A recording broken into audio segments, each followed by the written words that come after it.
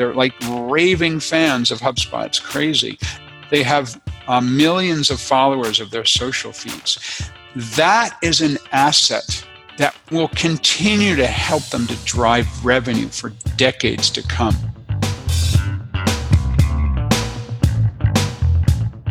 Welcome to the Modern Selling Podcast, where we help the entire sales community to create more sales conversations with today's modern buyer. This includes anyone from entrepreneurs and business owners to sales reps and sales leaders. Each episode, you will hear from sales leaders, practitioners, and influencers to help you find, engage, connect, and nurture your relationships with your buyers. I'm Mario Martinez Jr., your host, and you're now listening to the Modern Selling Podcast.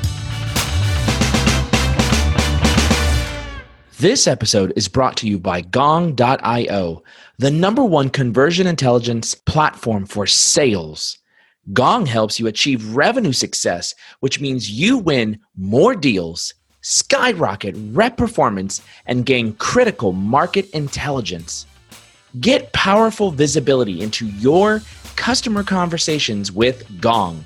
Head over to gong.io to get started. Ladies and gentlemen, welcome to this episode of the Modern Selling Podcast. And I'm excited to have with me my friend and Vengresso Advisory Board member, Mr. David Meerman Scott, who, by the way, is just released a brand spanking new book called Fanocracy. And I am so excited because I am holding it in my hands right now. I've got my own personal copy of the book, and I am going to be spending some time here talking with David. David, welcome to the show, my friend. Thank you, Mario. It's so awesome to be with you today. This is a very rare moment. I think you know, David, that I generally have only had, I think now, just two people. You are now the third person in our podcast history that has ever made it back to the show, not once, but twice. I'm honored, my friend. I'm absolutely honored. So thank you for having me back. You're welcome. Truly appreciated. Absolutely. Well, obviously having one of the marketing geniuses and marketing influencers that are out there who also is able to understand and span the sales side and a keynote speaker. My gosh, where haven't you spoke at? And for those of you who can't see, I'm actually looking at David right now. He's got a coat rack. That is a coat rack behind you, right? It is a coat rack. Yeah. It's a coat rack, and it's got at least, 400, 500, what do we call those, lapels? I call them badges, but I don't know what they're called. They're credentials is the official word to get into conferences, and 99% of them have the word speaker on it. Those are my speaker badges, and I'm kind of a collector. My wife says I have the collector gene, which is absolutely true. So when I get back from a conference, I keep my badge, and it goes up on that particular coat rack over there and has been accumulating for 12 years now. You guys, you'd have to see this. It looks like those giant sticker balls. You know, like you've ever seen, like people have the badges and they start making a ball out of it. It's a giant ball of speaker badges from the last 12 years. I'd say 400 to 500 at least. There, you'll have to count it one time. I would. I should do that. But the reason why I bring that up is because we've got somebody with us who has been speaking on modern marketing and modern sales for quite some time, and really now the biggest thing, turning fans into customers and customers into fans. And congratulations, my friend, on releasing Fanocracy with your daughter, by the way. Yeah. That's very special. Thank you. It's all really, really exciting to be a part of this process with my daughter has been amazing. And it started because about 5 years ago, we were driving in a car together. And she's now 26, so she was 21 at the time. And I said, you know, Reiko, it's crazy that I've been to 75 Grateful Dead concerts. What's up with that? And she said, I know you're such a big, massive fan, and I'm such a fan, she said, of Harry Potter.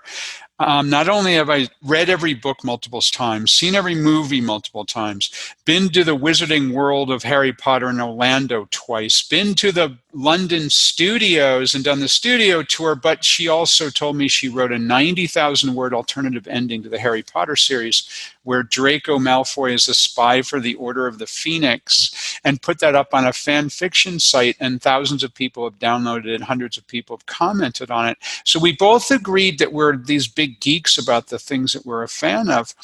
And then the light bulb goes off in my brain, like, wow, that would be a really cool book. And so we started the research then and learned that people are fans of all kinds of different things. And it's not just for actors and athletes and sports celebrities. It's for all kinds of different businesses. And Vingresso has built a fan base, Mario. Congratulations to you, especially for doing that. But that is a fabulous way to grow business. So we dug into the personal side of fandom, and then we dug into the ideas of how one can grow fans of a business. So that was the basis of the research, was this conversation, yeah? Yeah, this one conversation. And I realized how fabulous this idea of fandom is. Like, oh, wow, book. It took me a year. I was so silly. It took me a year to figure out I should have my daughter as my co-author. She was the spark for the idea. And then I kept asking her questions all the time. Well, what would a millennial say to this? What would a woman say to this? What would a Harry Potter fan say to this? She's also got a neuroscience degree from Columbia University, and she's currently in medical school. So what would a scientist say? What's going on in your brain when you become a fan of something? And then finally, I'm like, you know what? I should write it with her instead of trying to figure it out myself. So she's now my co-author. She's a better writer than me, so that's all good.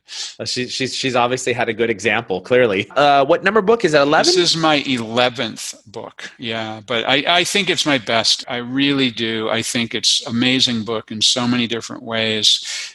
From the concept of fandom is so interesting. No one's ever done a book on it. I'm surprised. Having my millennial daughter be a part of it has been amazing. And Tony Robbins wrote the foreword to it, and the reaction that people have had since it's come out in just the last couple of days has been amazing.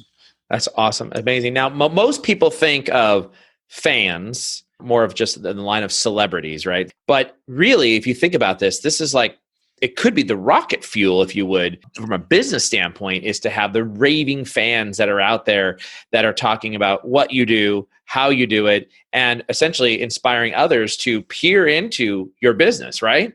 Absolutely. No question about it. The subtitle is Turning Customers into Fans and Fans into Customers. So the latter, turning fans into customers, is so interesting. And my favorite example of that is a company called Haggerty Insurance. Everybody hates the business they're in. They're in the insurance business. Nobody likes insurance, right? We don't want to spend money on it, and we don't want to ever have to use the product, right? Everything about it is awful. Sure. I don't want to spend money to buy insurance, number one. And number two, I don't ever want to have to use the product because that implies that my house burned down or my car crashed. Yeah. Or I died. Yeah, exactly. Or you're disabled, or you're sick. Right. All those terrible things, right? So Haggerty is in the classic car insurance business. And I spoke with McKeel Haggerty, and he told me that he recognized that people are incredibly passionate about the thing they insure, their classic cars, although they hate the insurance aspect. Sure. So what he did is he turned people who are already fans of classic cars into customers of his. So the way he did that was they went to over 100 car events a year. They physically go and are there, set up a booth, and they're there at the car wow. They have a YouTube channel, nearly 1 million subscribers. Wow. Fabulous job with that. They have a driving club, the Haggerty Driving Club, 600,000 members, $45 a piece. I mean, they are crushing it in every way you can think of around tying their brand to the classic car industry and not just saying, oh yeah, here's our product, we sell car insurance. And this year they will do 200,000 new customers. They are growing by 20% a year over year, every single year since they started, by far the largest classic car insurance company in the world. Fabulous success story. And what they've simply done is take an existing fandom, classic cars, and tied their business to it. Interesting. So this is probably getting right into that neuroscience component of fandom and its influence on individuals, on companies, on businesses, on purchases. And oftentimes we think about, like, especially when I thought about Vingresso and our go-to-market strategy, like, as you know, our big go-to-market strategy was leverage social media. And I have a saying is brand drives demand. Brand drives demand, right? And I think it's on the very similar lines of what you're talking about here of Fanocracy, which is this idea of fandom is not just for celebrities, it's really for businesses. And it's more than just advertisements. It's more than just email blasts. It's more than just social media, right? We've got to be thinking about ways to turn our fans into customers and customers into fans, which is a cycle. And I think that's kind of like the whole idea, right? It's a cycle that if you turn your customers into fans, it creates more fans, and those fans turn into customers. Yeah? Absolutely right. What we learned is the most important aspect, and it was very surprising to us. And this comes from speaking with literally over 1,000 people about what they're a fan of and why, and over 100 CEOs and business owners about how they've grown fans, is that it all comes down to something very simple, and that is a true human connection. So what we've learned is that the pendulum has swung too far in the direction of superficial online communications. I'm not talking about what we're doing at Vingresso, but superficial online communications. People doubling down, yet another useless tweet, yet another LinkedIn connection for the sake of just trying to sell something. The whole polarized political world online, the whole rise of AI and robots online. You don't even know if the person you're talking to is a bot or not. Yeah. And that pendulum has swung too far. And I actually partly blame myself. I mean, The New Rules of Marketing and PR, the book I wrote, 400,000 copies in English. It's in 29 other languages. Arguably the best-selling digital marketing book on the planet. I don't have a prescription for superficial digital communications, but a lot of people take the ideas I write about and then don't really execute in a really strong, positive way. We think, my daughter and I, that the pendulum is swinging back to a true human connection. And the neuroscience kicks in around a true human connection in a couple of different ways. The first thing is that those things that we're a fan of, like I mentioned in my case, the Grateful Dead, my daughter in her case, Harry Potter. Right. She also loves to go to Comic-Con every year. She gets dressed up. What that's about, even more than Harry Potter itself, even more than Comic-Con itself, even more than going to the Grateful Dead concert itself, is the unbelievably strong bonds I have with my friends who do the same thing. My friends who go to Grateful Dead concerts are among my best friends I have in the world. Reiko, same thing. The friends she has she goes to Comic-Con every year with, and they get dressed up, are among her best friends. That is a really powerful driver, that human connection. And it turns out that neuroscientists that we spoke with described the idea around proximity and how important that is for developing fans and, of course, also, Mario, selling. Proximity. So it turns out that there's 4 zones of influence around proximity. There's what's called the public space further than 20 feet away. Then there's the social space from 20 feet to about 4 feet. And then the personal space, 4 feet to a foot and a half. Those are the important ones that we can talk about for business. And with public space, we humans are hardwired to know those people are around us, but we don't track them. Once they get within about 20 feet, we track them. We can't help it. It's our ancient brain kicking in because we want to know, is that person a friend, a foe, or a possible mate? And so when we walk into a room, a crowded room, our brains can't help the fact that we scan the room for the other humans there, looking for danger, looking for friends. We can't help it. That's why when you get into a crowded elevator and you don't know people, you feel wary. Yeah. And that's why when you go into a room where you know people, you feel great. You have a positive human emotion. And when you go to Grateful Dead concerts together or Comic-Con together, you have a really strong, positive emotional bond. Like, for example, with Vingresso, I've run into our colleagues at Vingresso at so many conferences, whether it's at the HubSpot Inbound conference or whether it's at the B2B marketing conference. There's all sorts of these events that we go to. And those are human bonds that we're developing with the people we meet there. Physical human bonds, strong personal human connections, because we're in the personal space. Cocktail party distance is personal space, within about 4 feet of people who are like-minded, other people at the same conference. So it's truly a physical, true human connection that's important to develop fans. Help me, though, understand, how does that translate into sales? Like, I get it. I totally get it. And this is why we have field sales folks, that they can actually make that human connection, right, with customers. They can shake that person's hand. In this virtualized world that we live in, and a great example is Vingresso. We are 100% virtual company. So in this virtualized world, how does the idea of fandom or this fanocracy and the distance in space translate into business and customers, whether it's B2B or B2C? So there's a number of different things that we can talk about specifically, but I want to riff a little bit to go slightly beyond what we just talked about. Okay. So the human connection around proximity is these zones of influence. 20 feet or further, we don't really track people. Then social space, we're beginning to track them. Personal space is when it's within about 4 feet. Very strong personal bonds. When we trust the person, we develop a close human relationship with them.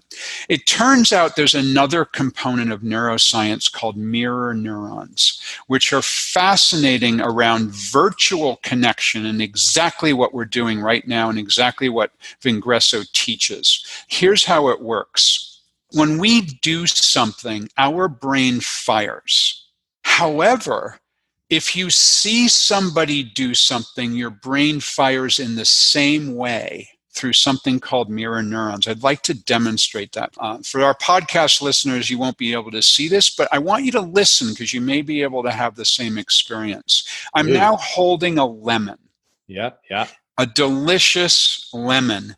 And here is a piece of lemon that I cut from a different lemon, right? And what I'm going to do now, Mario, I'm going to take a little bite of this lemon. And immediately when I take that bite, my eyes close. It's sort of a reaction. My mouth puckers up. My saliva glands begin to fire. That tartness of the lemon, it makes it even a little bit difficult to talk. That lemon is really strong. My brain is firing now around this lemon. Mario, your brain is firing too. You can feel it, right? Absolutely. Yeah. I mean, you held up the lemon, the whole lemon, and I started to get that tingle in my mouth. Then you held up the actual cut lemon and my mouth started salivating. Right. And as you put it up to your mouth, I don't know about you, but I don't like sour things. And so I got the chill right up my back as soon as you put it in your mouth. Isn't that incredible? And it did. And you weren't anywhere near that lemon. We're like 3,000 miles away on a Zoom call. Yeah. And I would bet that even people who were listening and didn't even see the lemon may have had a reaction in their mouth as well with that discussion of the lemon. That's because of a concept called mirror neurons. We are now talking to one another, and it's as if we are in personal space. It's as if we are within 4 feet of one another because of the physical distance of our cameras. As they're set up right now. So what we're doing now is we're having a true emotional human connection right now because of the way this is set up. And this is what we can do as salespeople, as marketers, as business people to have strong personal relationships is use video, use photographs, and specifically use images where it's cropped such both video and photos cropped such that you're within 4 feet of that person, which is what we're doing right now on this video stream. And also any photographs would be the same. You're facing direct onto the camera, looking at the camera, and having a natural sort of conversation. This is very, very, very powerful. And we're just starting to understand how important this is to developing fans, to developing human relationships, and also being a very important part of sales. Yeah, you can say, as part of your training, and I know we do, Mario, is, video can be an important component. Using photographs can be an important component. But it actually is rooted into the neuroscience aspect of what's going on deep in our brain as we humans are developing relationships with other humans. And when you have that strong emotional bond, you can develop fans. Even in a salesperson potential customer relationship, you can build that fandom. And so, the old adage, you should have lunch with your client, you should meet them personally. There's truth to that, but it can be done virtually. Yeah. What's interesting, even when, first off, I don't care how big we ever get, I will never stop being with the customer. I just have to be with the customer, right? So in sales calls, customer delivery, meeting with customers, I just have to be with the customer. And even when I reach out to individuals and say, let's have a meeting, I never say, let's have a meeting. I ask them to have a virtual coffee together. And that's it's in my scripts, virtual coffee. Like, I've got my coffee cup right here and I'm drinking. I will have a drink with somebody and virtually we'll have a conversation. Even if I have to have a drink with somebody, I don't mind this after hours. It's like, man, it's so hot. I've had a beer with a prospective client as well, where they had a beer. So, but it was interesting is because I've always had this in my thought that, and whenever I send out calendar invitations to me, now I know we're going very tactical here, but for the sales folks that are listening, I want to translate into some tactical things you can do. And then I'm going to go a little bit higher level here. But with sales folks and sales leaders, one of the things that I do on my calendar invitations, David, as you know, is I specifically say the opening is virtual video conference call, and then colon and whatever the subject is, and or with Vingresso, right? Or whatever it might be. Because I want my client to know, or my prospect to know, that I will be on video and I'm inviting them to turn on video as well. In fact, one of the questions I have when you go to book a meeting is confirm you will have access to your video camera, phone, and computer. Right. At least 4 out of 10 times, somebody will not turn on their video, right? And they will just be blank. And I will be on video and I will be talking to them. And sometimes it's a little lonely, but I don't get to see their face. It's a little lonely. But the whole concept you're just mentioning in terms of this mirror neurons, that what we are seeing, we are actually relating to. We are building trust. We are building relationship. Absolutely right. We're building a fan base. And sellers are so afraid to turn on this video. I don't have the right background. I have the ugly looking office. I'm too ugly. I'm too fat. I have a zit. I have missing hair. I'm getting bald. Whatever the case might be, right? Right. And all those things that I tell sellers, I always tell them, hey, if you feel this way about yourself, does that mean that you're going to walk into a meeting face to face with a bag on your head? Right. What's interesting is that you came to that from trial and error, seeing what works and doing something that obviously has been working. We came at it from understanding it around what goes on in your brain as it's happening. And another aspect that's worth mentioning briefly is many of us believe in our brains that we personally know movie stars and television stars. That may have happened to you, right? Oh my gosh, I feel like I know Jennifer Aniston from Friends, or I feel like I know, whoever it is. And that's, again, because of this concept of mirror neurons. Of course, we don't know them. They're on the freaking screen, but we feel we do. And so the concept of video is really, really, really important. And just like you can become a fan of Jennifer Aniston from having a relationship in quotes, with her on the screen. You can also become a fan of your Vingresso salesperson, or if any salesperson, if video is used in this way. It's incredibly powerful and something that was so surprising until we dug into what's going on in our ancient brains that we can't help. The point is, this is hardwired in us. We can't turn it on or off. Yeah. Opinions in sales are your worst enemy. Here's why. Your business has million-dollar questions that if you could answer with facts, you'd have an unfair advantage. Those questions are, what really separates your best reps from the rest? Why does half of your pipeline slip? And what's the best message to go to market with? If your answers were facts instead of opinions, you'd win the unfair share of your market. It turns out the truth is buried right underneath your nose. It's found in the customer conversations your team has every day. Introducing Gong.io. Gain powerful visibility into your customer conversations. With Gong, you'll win more deals, skyrocket rep success, and gain critical market intelligence that will help you achieve revenue success and win the lion's share of the wealth. Go to gong.io/demo to get started today. You talk about something about companies letting go of their creations to grow fans. So I'm so confused. What does that mean? People create products and services and put them out into the world. And the concept here is, once you put a product or service out into the world, you no longer own it. You need to assume that your fans now own it.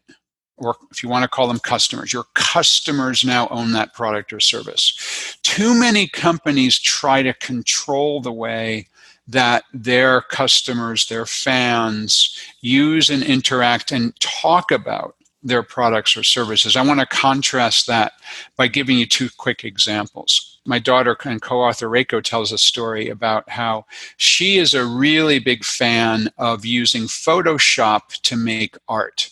And there's a whole community of people who also do the same thing.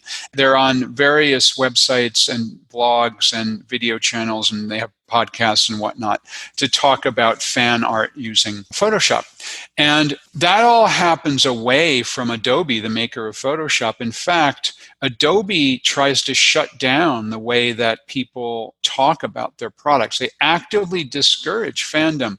They actually say, you cannot say that you Photoshopped something. You must say that you manipulated it using Photoshop R with a circle around it, registered trademark, using Adobe R, Photoshop R software. You can never use the word Photoshop as a verb.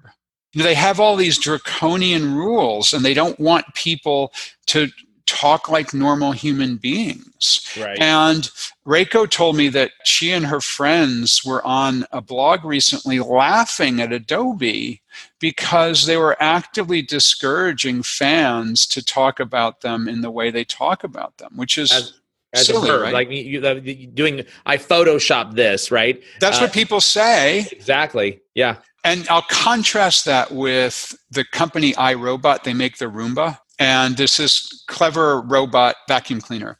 Yeah. And there's a whole community of people who now post videos of their pets. Maybe you should get Maui to do this. He's the right size. They post videos of their pets riding on their Roomba. And there's hundreds or thousands of YouTube videos of pets riding around in Roombas. It's like an Uber for kitties, these cool videos. And iRobot could have shut that down the way that Photoshop and Adobe is trying to shut down the way people are using their services and products and talking about them. But they celebrate it. How cool is it that people are using your product to create these videos, even though that, of course, that's not the reason that these things were designed. They're vacuum cleaners. They're not little carts for your dog or cat to go on. So this idea of let go of your creations is recognize that to build fans, you need to let the fan community assert ownership over the product or service or idea that you created. I want to share one more example, surprising one. Microsoft. Microsoft's biggest sales channel is their partner channel. $95 billion with a B revenue per year from the partner channel. And the partner channel is run by the partners. What I mean by that is there's a partner community online that Microsoft sponsors and pays for, but the partners run that community. If one partner has a question about how to use a particular piece of Microsoft hardware or software, the partner asks other partners and the other partners answer. Microsoft lurks, but they let the partners run that channel. They have a worldwide partner conference every year. I've spoken at it about 5 or 6 times. The partners are the ones who curate the tracks and hire the speakers. They don't actually pay for the speakers that Microsoft does, but they choose who's going to speak there every year. So Microsoft has let go of control over the way that the partners talk about how the products and services work, and the educational platform around their physical partner conference where people go. Again, $95 billion in annual revenue. By far the largest part of Microsoft business comes from its channel, and they've lost control of the way the channel talks. And they're okay with that. That's the point. Absolutely, they're okay. Yeah. And Katie Quigley, who is one of the senior marketing people at Microsoft who I interviewed for Fanocracy, told me, I'm paraphrasing her quote, but she said essentially, people don't want to hear from Microsoft. They want to hear from other partners. Yeah. And that's why we've created this channel for them to do so. Interesting. Wasn't it you that said, imagine if HubSpot had trademarked inbound marketing? Correct. Yeah, you and I have spoken about that. You wrote about it, and I thought for a minute, oh my God. Or another one, we always say this, just do it. Just do it. Right. The Nike, right? Like, imagine if they had trademarked that, and in some cases, companies have trademarked, but to your point, is letting go. Like, allow the fans to be able to use it, in this case, as a verb. Yes. Insinuating something where it becomes mainstream language. It's the common language, like I Photoshop this, right? Right. I've personally done it 3 times. I helped the HubSpot folks with inbound marketing. I convinced them to write the book called Inbound Marketing. I wrote the foreword to the book. I got them their publishing deal. When the inbound conference started, they called it Inbound. The whole concept of inbound marketing, they did not try to put a trademark against it, a TM against it. I personally did it myself a couple times. As you know, Mario, I invented this concept called newsjacking. Yeah. I did not try to trademark the term newsjacking. I wanted other people to use it. I could have put the TM around newsjacking and said, no, I own this thing. I could have easily gotten that legal designation, but I didn't. I said anybody who wants to can talk about newsjacking. Another person wrote a book about newsjacking. People blog about newsjacking every day. People use the hashtag newsjacking, and I own the URL. I wrote the book about it. But there's actually now newsjacking is in the Oxford English Dictionary, and my name is there against it. And I'm doing the same thing with the word fanocracy. Okay, it's a made-up word. Fanocracy. It's like democracy, which is ruled by the people, or meritocracy, ruled by the smartest. Fanocracy ruled by the fans. Is ruled by the fans. Exactly right. Exactly right. I own the URL. We're talking about the book coming out. I've been talking about the idea of fanocracy now, but I want other people to talk about fanocracy. I want someone else to write another book about fanocracy. I want someone to start a conference about fanocracy. I want people to blog about it and tweet about it and do videos about it. I want the idea to spread. I don't want to assert my ownership over it. Yeah, I love it. Well, we're writing about it, and we'll be podcasting about it. That's awesome. So we'll help you out there with spreading the love there. You've given a couple different things to think about in terms of the neuroscience and how to build relationships and the power of video. And not only from a sales element, but from even a marketing side, marketers have identified the use of video as one of the top 5 marketing activities, right? So we understand the use of video, but I think you're specifically bringing it down to more of on a personal level. Companies can grow their businesses by having the sellers really develop those relationships through the use of video, whether it's live virtual video or even push-based video, like I'm pushing you a video-based message. Well, it also can be a video that goes to many people at once. It can certainly be a training video that either is free or part of a training program, just sticking something up on YouTube. What I'm specifically talking about, though, is the framing of that video and the way it's framed such that it looks like I'm within 4 feet of you, meaning within 4 feet of the camera. As well, I'm face on, talking directly to the camera. I noticed there's a lot of videos out where it's kind of 60 minutes interview style, where you have 2 people who kind of face each other, but not really. And then you have 2 cameras that go over the top of each of their shoulders, one camera pointing at one person, one at the other. And they're never talking directly to the camera. They're talking to one another. Yeah. That is not a way to build fans because it's too far away, number one, and it's not directly facing the camera, number 2, and you're not talking to the viewer. You're talking away from the camera and away from the viewer. What I'm talking about here can be used on one-on-one, like you do so brilliantly well, can be done like we're doing right now to record a podcast and a video, and also can be done to create a video that goes up onto YouTube or another similar channel that can be intended to be viewed by many people. But that cropping and that shoulder squared to the video camera, looking directly at the camera, speaking in an informal voice to the people on the other side who are watching, that's what's important. Mm-hmm. And then I love the piece you gave about developing something within your brand that allows people to be able to use it as a verb so that you can become a commonplace, like inbound marketing, or you gave the example of Microsoft and the partner community channel, or other ones like we mentioned a second ago. You talk about something else, and that was gifts. Yes. Gifts, giving gifts with absolutely no expectation of anything in return. Yes, very important. And this is something that, as one of our advisors, you've talked to us about as well, right? Yeah, I have. So tease this out with everybody who's listening in from a sales and marketing perspective. And for all the sales leaders listening in, while we may commonly, whatever David's going to say, immediately I'm thinking you're going to think marketing. But even if your brain goes there, what I want you to think about is okay, marketing and sales alignment. What do I need to tell my marketing team to do to be able to help drive more leads and opportunities to me? So one of the ideas around fandom is it's a long-term play.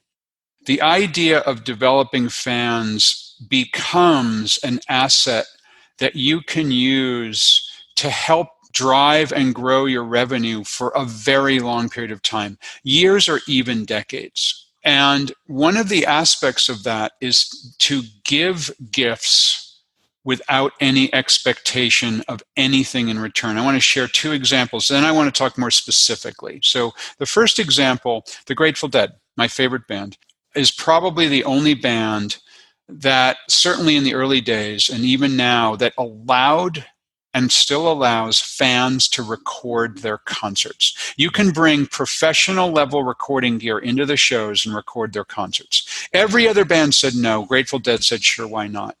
The gift of free music then initially in the early days was cassette tapes, then became MP3 files, spread far and wide the Grateful Dead's music, and they developed millions of fans as a result. They're still selling out arenas and stadiums all over the country. Sure. The second one is an example that we actually shared in the book about Duracell, the battery company. They have a program called Power Forward. Power Forward gives away free batteries to people who are the victims of natural disasters, hurricanes, floods, tornadoes, fires.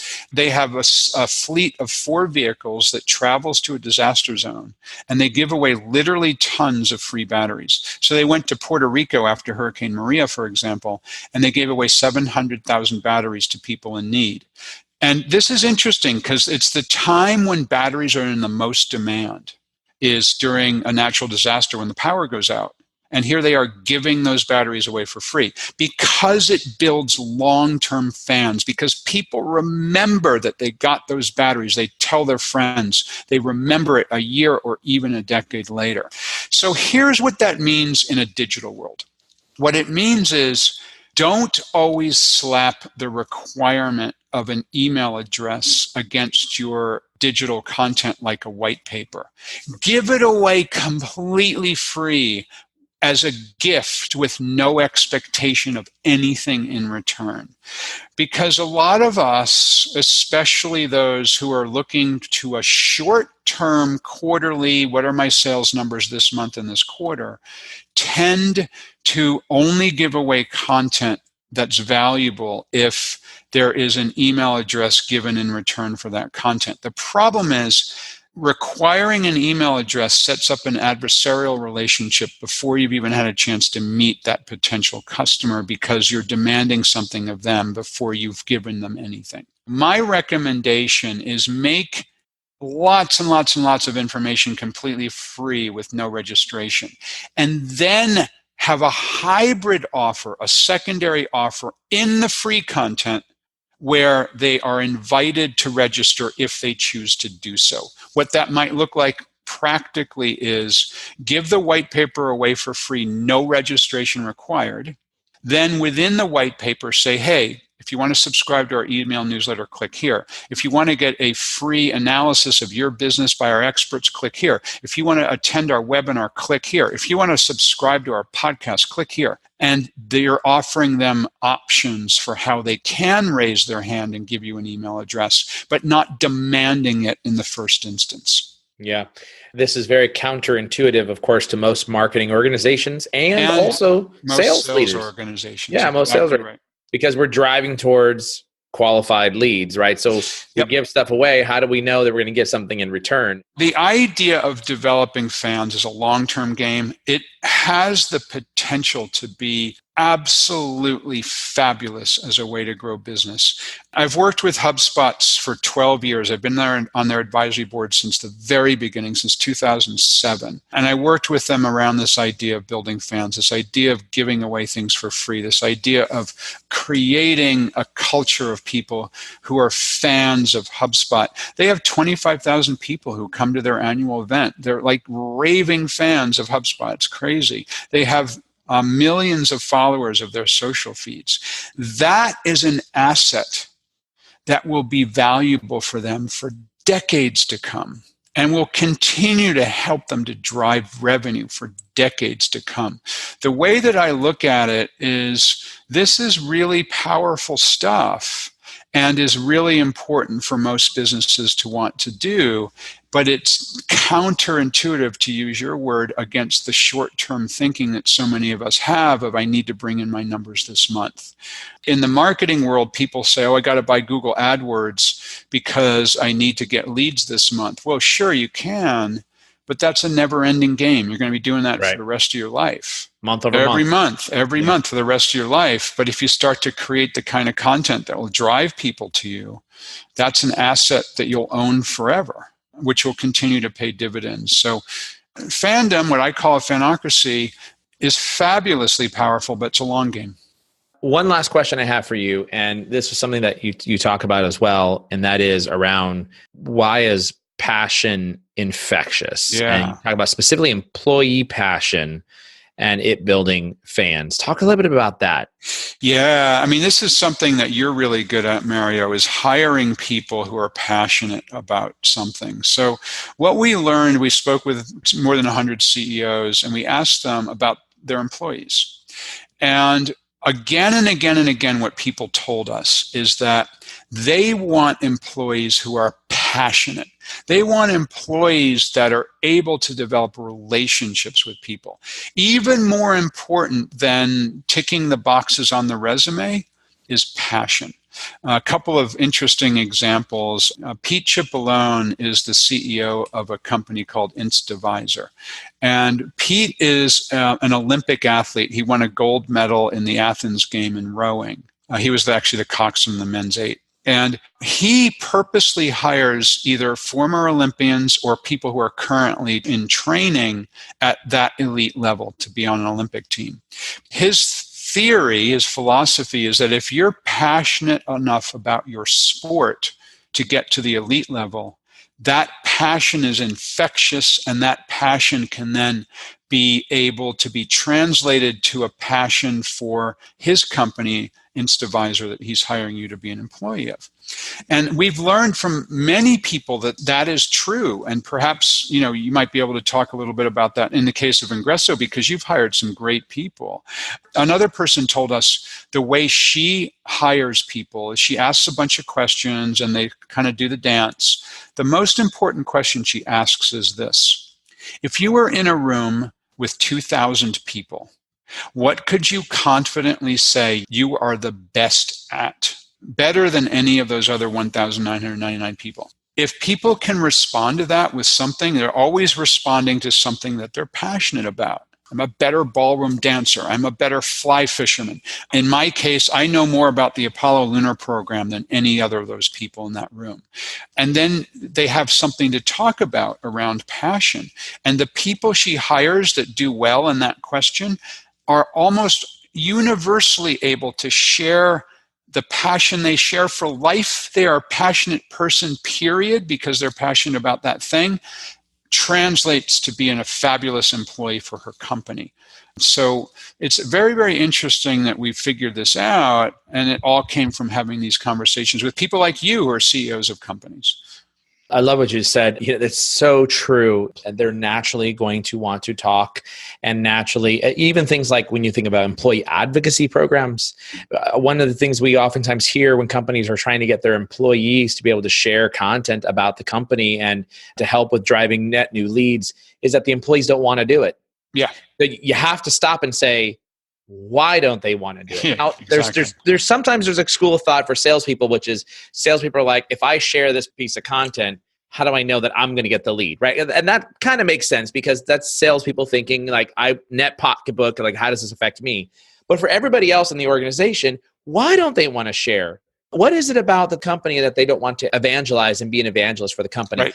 That you have to go back and think about is when you don't have the adoption, you have a different problem. And it's exactly what I think you're talking about, which is you don't have employees who are passionate and they are not able to build additional fans for you because there's something missing in the organization. I think that's right. It's interesting that you mentioned that because, as you know, we actually have built a really amazing team out in the Philippines, Ingresso Philippines, and we're continuing to build out that organization. And these individuals are from the marketing to our customer delivery side to our sales side and are doing an amazing job at helping us grow the company and grow the business.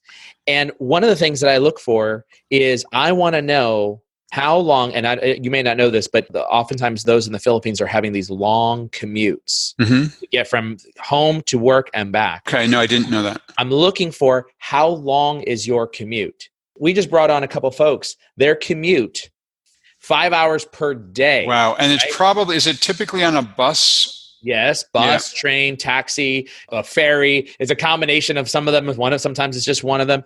And the thing about that, if you think about it, is if you're looking for that individual who's got that, they've got a commitment, they've got loyalty, they've got passion for what they do, a loyalty to the company, right? And they're extremely loyal individuals. And that's one of the things that I'm looking for is how big is your commute? I want to know how big is your commute. That's so if I can find that commute, then here's what I know I can do. I can take all of that, bring you into a home-based working environment, and we can get a lot more production out of that individual. But more specifically, I know that you've got loyalty. Yeah. And that's really very important because I don't want to invest so much time and energy into somebody if they don't have the loyalty. What a great question. I hadn't thought about that one. How long is your commute? Cool. Good for you. All these things about building fans and the Fanocracy, if you would, all these concepts are concepts that really are going to help drive the long tail. Right. Some of it short term, and as it can be short term, but typically this is stuff that will help you. An investment in these ideas will help you to grow for decades to come. Exactly right. Once you get the employees with passions that are talking out there, once you are giving gifts with absolutely no expectation in return, once you let go of your creations and start thinking about how to grow the fans and using things like we talk about, I've been vengressoed, right? That's the verb. I've been vengressoed, right? With our profile makeovers. Once you do those things, now you start building momentum. And that momentum, as you said, it's going to help you build the company long-term. And then the evidence becomes, which is what I love, is will people wear the ball cap with your logo on it? Yeah. Will they wear the t-shirt with your logo on it? Will they put a sticker on the back of their computer with your logo on it? And it doesn't matter the company. I've seen stickers on the back of computers in all kinds of businesses, software businesses, technology businesses, rock bands. It doesn't matter. People, when they're fans of something, want to celebrate that with the world. I love it. Fantastic insights. So for anybody who wants to get a copy of the book, how do they do it? It's everywhere. And Reiko and I recorded the audiobook too. So it's rare in publishing these days, but the audiobook released on the same day as the print version, as the same day that the electronic version. I do have a site at fanocracy.com. There's a whole bunch of free, no registration content on there. There's infographics and videos and all kinds of other information.